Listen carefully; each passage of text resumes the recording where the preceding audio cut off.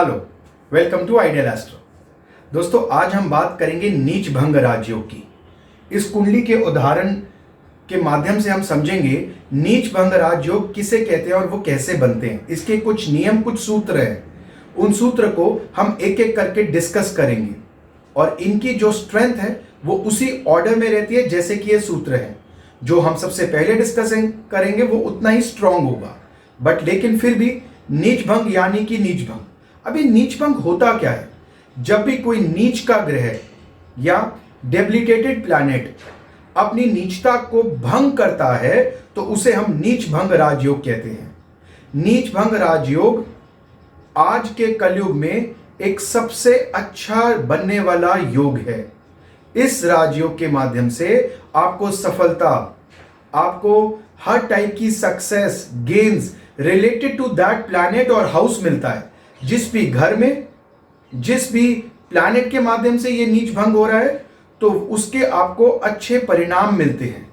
इसका फलित किस प्रकार करना चाहिए उसे भी हम इस वीडियो के माध्यम से, इस एग्जाम्पल के माध्यम से समझेंगे। लेकिन आप एक बात जरूर ध्यान रखिएगा, जब भी हम नीच भंग राजयोग की बात करते हैं, मैं इस वर्ड पे थोड़ा सा ज्यादा जोर डाल रहा हूं, नीच भंग। तो एक बार वह ग्रह अपनी नीचता कुछ तो हद तक दिखाते हैं। देखिए, बहुत से लोगों का यह भी मानना है कि नीच भंग राजयोग मतलब कि प्लैनेट उच्च का हो गया। नहीं, उच्च का नहीं हो गया, प्लैनेट की नीचता भंग हो गई।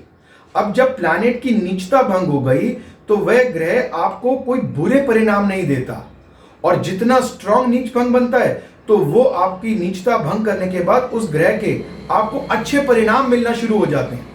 कहां हमें उनके नीच के फल मिल रहे थे, अब कहां हमें उनके अच्छे परिणाम मिलने शुरू हो गए। तो उसकी नीचता न्यूट्रलाइज हो जाती है, वो न्यूट्रल हो जाती है। अगर उनकी प्लेसमेंट अच्छी जगह पे हो तो फिर वो हमें अच्छे रिजल्ट्स देना स्टार्ट कर देते हैं। तो इसे हम बोलते हैं नीच भंग राजयोग, जो कि आपके सक्सेस, आपकी सफलता के लिए आज के दिन में अनिवार्य है। तो इसको एक एक करके इनके सूत्र समझते हैं। कंडीशन नंबर 1, जो सबसे पहली कंडीशन आती है नीच भंग की, ग्रह जब भी किस राशि में नीच का हो रहा है उस राशिपति, यानी कि मान लेते हैं यहां पर मंगल नीच के हो रहे हैं। जो मंगल यहां पर नीच के हो रहे हैं, किस राशि में मंगल नीच के हो रहे हैं? मंगल नीच के हो रहे हैं 4 नंबर राशि में। कैंसर, कर्क राशि में मंगल नीच के होते हैं, यानी कि कर्क के मालिक चंद्रमा, कर्क के मालिक चंद्रमा अपनी उच्च की राशि में हो तो नीच भंग कहलाएगा, या फिर चंद्रमा केंद्र में स्थित हो तो ये नीच भंग कहलाएगा। यह हमारा पहला सूत्र। दूसरा सूत्र, कंडीशन नंबर 2, प्रिंसिपल नंबर 2, अगर इस कुंडली में मंगल नीच के हो रहे हैं, अगर चंद्रमा यानी कि जिस राशि में मंगल नीच के हो रहे हैं उसके राशिपति मंगल को दृष्टि दें, एस्पेक्ट करें, तब भी मंगल का नीच भंग होगा। अब यहां पर हम मान सकते हैं कि चंद्रमा की प्लेसमेंट अगर इधर होती तो वह सामने से मंगल को दृष्टि देते तो भी नीच भंग होता। 2 कंडीशंस। तीसरा सूत्र, जिस राशि में मंगल नीच के हो रहे हैं, जिस राशि में मंगल नीच के हो रहे हैं उस राशि को दृष्टि मिल रही हो उस ग्रह से जो ग्रह यहां पर उच्च के होते हैं। इसको मैं उदाहरण के तौर पे समझाऊंगा तो शायद आपको ज्यादा बेटर समझ में आएगा। मार्स यहां पर नीच के हो रहे हैं, कौन से ग्रह यहां उच्च के होते हैं? जुपिटर। यानी कि अगर जुपिटर इस मंगल को दृष्टि दें, यहां पर अपना एस्पेक्ट रखें इस हाउस पे, तो यहां पर मंगल का नीच भंग हो जाएगा। तो यानी कि जुपिटर यहां पर प्लेस्ड होते तो यहां से हमें दृष्टि मिल जाती, या जुपिटर यहां पर प्लेस्ड होते तो जुपिटर की पंचम दृष्टि मिल जाती, 1 2 3 4 और 5, तब भी हम इसको नीच भंग मानते। या फिर जुपिटर यहां प्लेस्ड होते जिससे जुपिटर अपनी नवम दृष्टि मंगल को देते। क्यों हमने जुपिटर लिया? क्योंकि यह वह राशि है जहां पर जुपिटर उच्च के होते हैं। आपकी कुंडली में जो भी ग्रह नीच के हैं, आप देखिए कि उस नीच राशि में कौन से ग्रह उच्च के होते हैं, एक्सॉल्टेड होते हैं। अगर वह ग्रह इस राशि को, इस प्लैनेट को, ग्रह को देखेंगे तो यह ग्रह अपना नीच भंग करेगा। चौथा सूत्र, जिस राशि में यह ग्रह उच्च के होते हैं, अगर वह राशि का लॉर्ड इस प्लैनेट को दृष्टि दे तो भी यह नीच भंग होता है। मंगल कहां पर उच्च के होते हैं? मंगल कैप्रिकॉर्न में उच्च के होते हैं। तो यानी कि यह कंडीशन कहती है कि अगर मंगल को शनि दृष्टि देंगे तो यह नीच भंग होगा। अगर मंगल को शनि दृष्टि देंगे तो यह नीच भंग होगा। क्यों होगा? क्योंकि मंगल 10 नंबर राशि में उच्च के होते हैं। 10 नंबर राशि के लॉर्ड शनि बनते हैं। शनि मंगल को दृष्टि दे रहे हैं तो यहां पर यह नीच भंग हो गया। हमने इससे पहले जो एक कंडीशन समझी थी उसको दोबारा से दोहराते हैं। यहां पर सूर्य नीच के हो रहे हैं, ठीक है। सूर्य उच्च के, यहां इस राशि में उच्च के कौन से ग्रह होते हैं? 7 नंबर राशि में शनि उच्च के होते हैं। 7 नंबर राशि में सैटर्न एग्जॉल्ट करते हैं। तो हमारी कंडीशन क्या थी?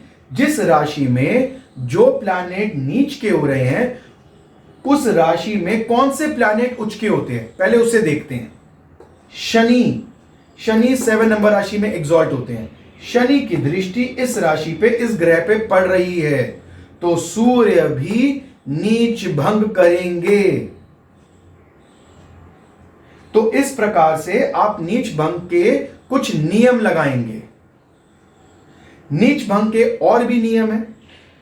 अगर जहां पर ग्रह नीच के हो रहे हैं वह अपना राशि एक्सचेंज कर ले राशिपति के साथ, यानी कि मंगल यहां पर नीच के हो रहे हैं तो मंगल यहां पर है और मंगल किस राशि में नीच के हो रहे हैं? चंद्रमा की राशि में।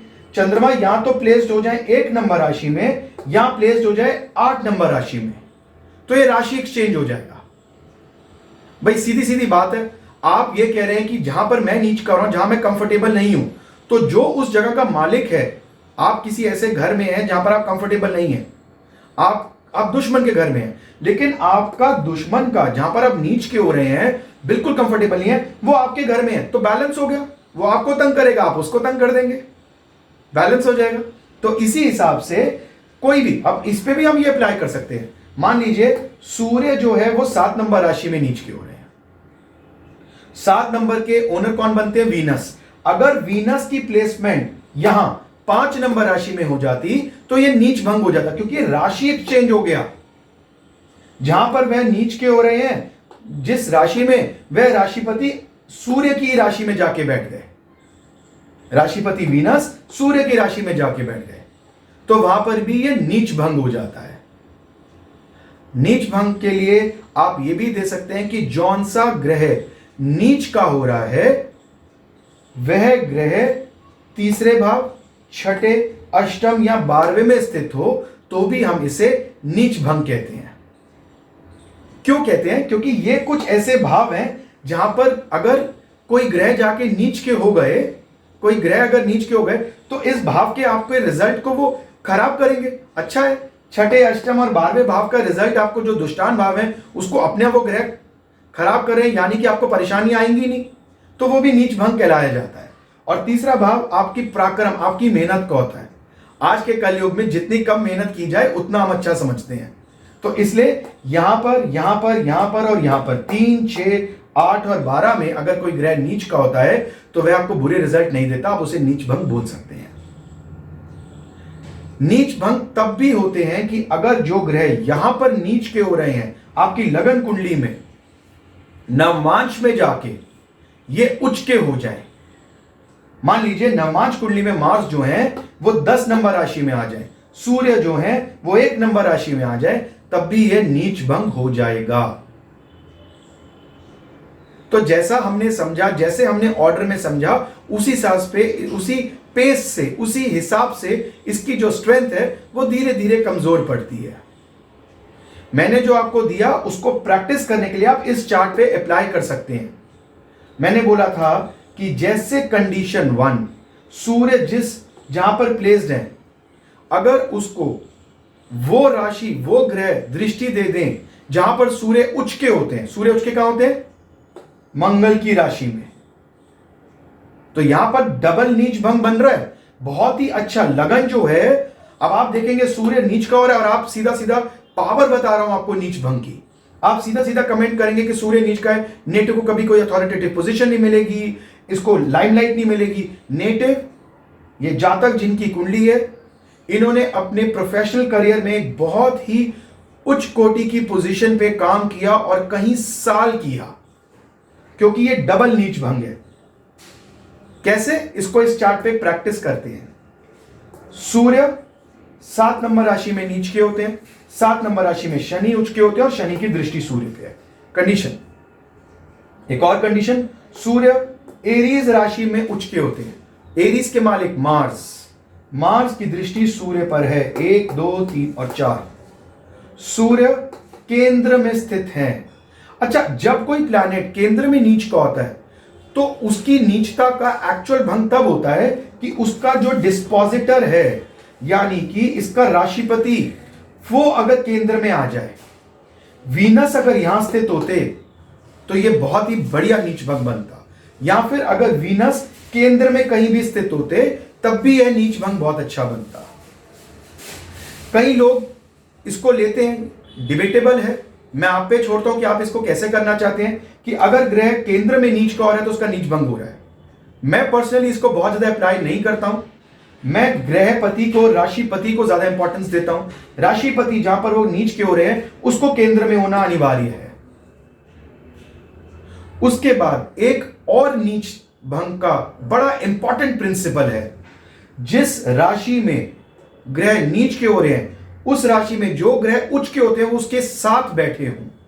जैसे अभी हमने देखा कि मंगल की दृष्टि पड़ रही है यहां पर, क्योंकि सूर्य यहां पर उच्च के होते हैं। मान लीजिए यहां पर शनि उच्च के होते हैं, शनि यहां बैठ जाएं, गुरु यहां बैठ जाएं, तो यह भी एक बहुत ही बेहतरीन नीच भंग है। क्यों है? क्योंकि यहां पर शनि उच्च के होते हैं और यहां पर गुरु उच्च के होते हैं। तो जो गुरु उच्च के हो रहे हैं वो मंगल के साथ बैठ जाएंगे और नीच भंग कर देंगे। तो यह भी एक बहुत ही बेहतरीन नीच भंग मिलेगा।